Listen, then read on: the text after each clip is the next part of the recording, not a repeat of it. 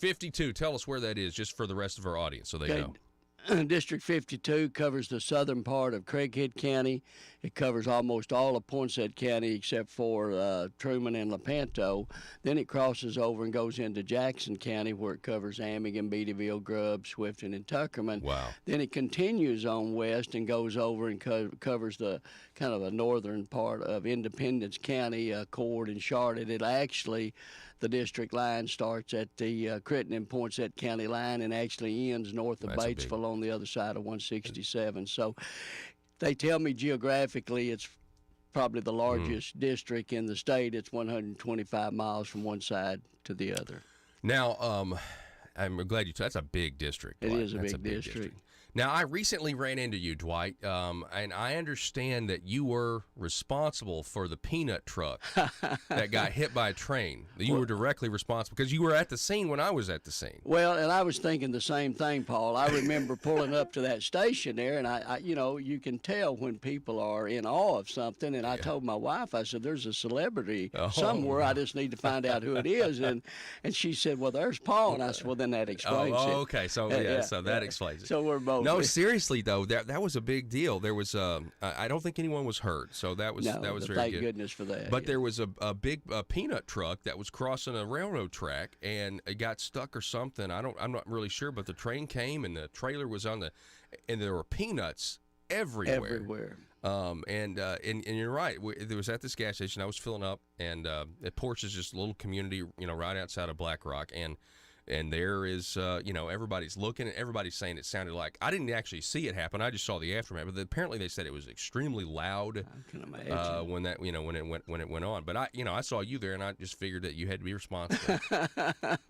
Well, some way I probably was. Or everyone's like, I should have been like, hey, he's a politician.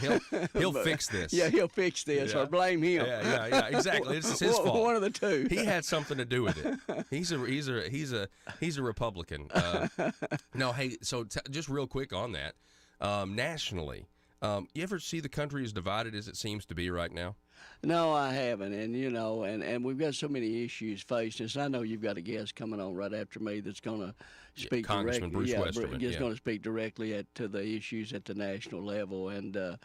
But, with so much going on, and we really haven't got behind our president like we should and given him the support a lot of people haven't.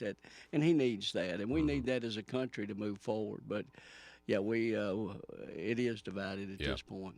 Moving kind of locally, recently, because you're the vice chair of the Judiciary Committee. Yes, sir. So recently, I know they had the joint session meeting, right, between Senator Linda Collins-Smith, chair of that in the Senate. Correct. And you guys talked a little bit about red flag laws, and Mr. Tim Loggins testified against this. So talk a little bit about that. What's your take on this? I had a House Judiciary Committee scheduled. I'm the acting chair, vice chair at this time, because our chair was elected as Speaker of the House. Oh, right. So you're the acting chair. So I'm the acting chair, and after his election, and which what I might say was a great election. He's going to be a great speaker, and I'm excited about that. But I had a meeting scheduled where during the interim, some of the legislators will file what we call ISPs, and those are simply interim study proposals. And what they do with those, they're kind of testing the water. They want to get it before a committee, any committee, and just kind of see what the pushback could be, and what they would need to overcome before they actually introduce that bill into legislation. Well, Senator Linda Collins-Smith also had a Senate Judiciary meeting scheduled for the same day. Hers was going to be at 1:30, mine it was 10, so I appreciated her. She called me and said, why don't we have a joint meeting? And so we co-chaired that committee. We heard the ISPs from the representative that she wanted to get introduced. She had 3 or 4 of those. And then we heard some testimony from Tim Loggins with Act 746 in regards to the red flag. And let me say this about Tim. And now the sponsors of that bill, and I say it's a proposed bill, and they're doing what other legislators do. They're trying to get it before committees and see, what obstacles they would have to overcome if the pushback was going to be. And so Tim Tim did a great job. I've known Tim Loggins. A lot of people don't know this, but I've known Tim for probably 30 years. When I was troop commander with the state police over at Newport, Tim worked out at the Arkansas, and I make sure I said he worked out at. I didn't want to say he was out at the Arkansas Department of Corrections because he was out there. Yeah, but he was out there. The best inmate I ever knew. But Tim he worked out there. I don't want to make sure everybody understands that. But no, if you've known him for that long, you're going to need to tell me some stories off. I can. But he did a great job. He articulated his message. He really did an excellent job. And whether that bill will ever be introduced or not, who knows? But the groundwork has been laid for exactly the opposition to it. Tim did a great job of doing that. Legislators were able to hear that. So we'll see if it's ever filed. So when you were a law enforcement officer, you took an oath to defend the Constitution, and you're in a similar capacity now as a state representative. Where do you see the Constitution? How does that play a role in your decision-making process? And Paul, that's a good point. I did. When I was sworn in as a state trooper, when I was 22 years of age, I took an oath to the Constitution. And again, when I was elected as state representative, I took an oath to the Constitution. And I tell people, I said, my loyalty and my allegiance lies to the Constitution, not to government, because it's the Constitution that provides us the freedoms and the liberties that we enjoy in this country.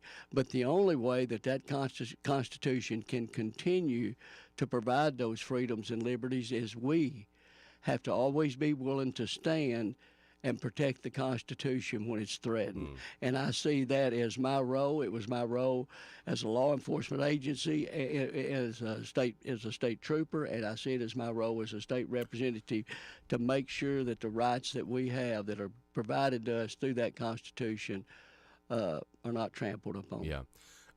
So, again, we're talking with State Representative Dwight Tosh, District 52. Some of the things that are kind of coming down the pike, one of them is something kind of carrying over from 2 years ago, where there was an attempt to raise the gas tax or refer it out to the people to raise it. What do you fall down on that? What are you thinking? Obviously that came up in the 2017 session. I really can't remember how many votes of support that it got. I know that I voted against it because it was a tax increase, and I do feel like that our roads, are in. We need to do some improvement there.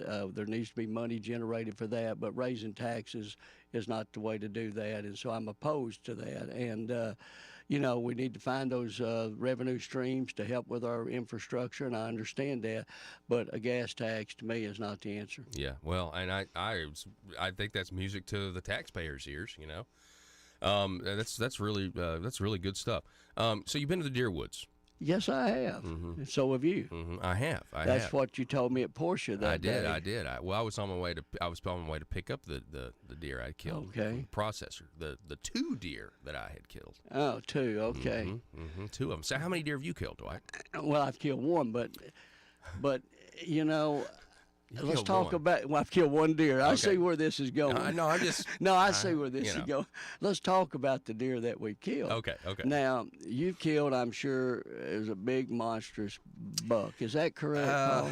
It was a 6 point. It was 6 a point. 6 point. And it was a decent size, but it could have been bigger. 6 point. Now, if you add 3 more points to that, then you will get the size of the rack that I killed. Okay. So we got 9 versus 6. That's true.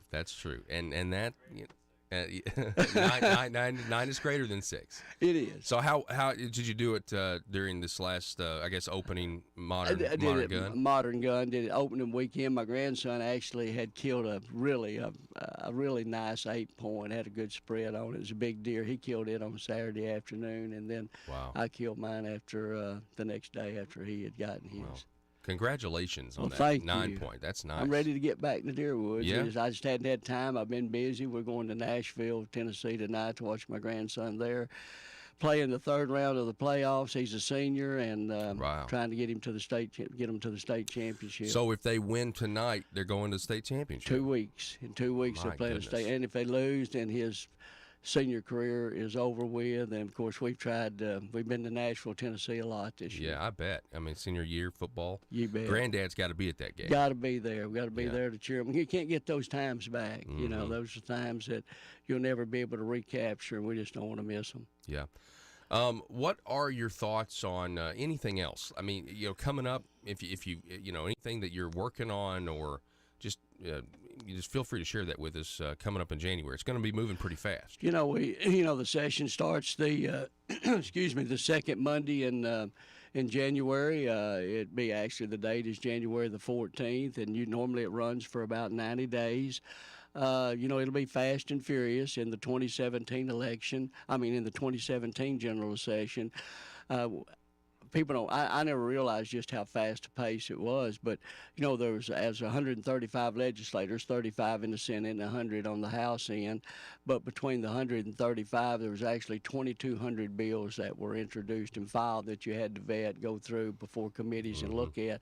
And I think it ended up a little over 1,200 of them were actually passed into law, which is a lot of legislation. Yeah. It's a lot of bills to run. And we got to, like I said, one of those bills, if you'll remember, Paul, you and I, we talked at great length about it. It was probably one of the strongest Second Amendment. That's what you did last time, yeah. Yeah, it was one of the strongest Second Amendment bills to come out, was the Civil Liability Protection Bill that I sponsored and got to support on to get it passed on the Stand Your Ground issue. And I think at that time we were probably the only state to provide a civil liability protection for someone that had to use deadly force in self-defense to defend themselves or their family or a third party. So BLR, Bureau of Legislative Research, they tell me now that other states have contacted them to get a copy of that. And I've even had some legislators from other states to call saying, how in the world were y'all able to get that passed? That is a extremely huge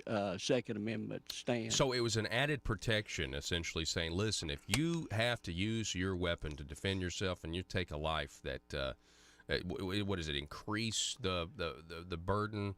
Like if the state wanted to do something to you, do they have to prove something more, or what? Just walk us through it. Look at it like this: if you have to defend yourself and you fall in the boundaries of the self-defense law that we now have on the books, and we really do have a good self-defense law on the books. I've researched it, so it's really.